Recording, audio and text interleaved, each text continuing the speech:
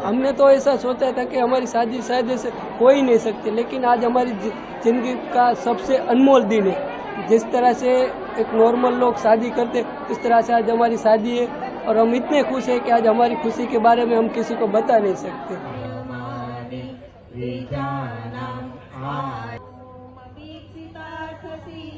इनकी जब शादी का सोचने का सिर पाता है तो हमने यहाँ पे पूरे गुजरात से लोगों को इकट्ठा किया, 2500 लोगों को इकट्ठा किया। इसमें 54 जोड़ी जो हमारे यहाँ पे दोनों को यहाँ पे जुड़ाई और उसके बाद में आज आप देख रहे हो कि यहाँ से 25 से 50 हज़ार लोग इस कार्यक्रम के अंदर लोग आए।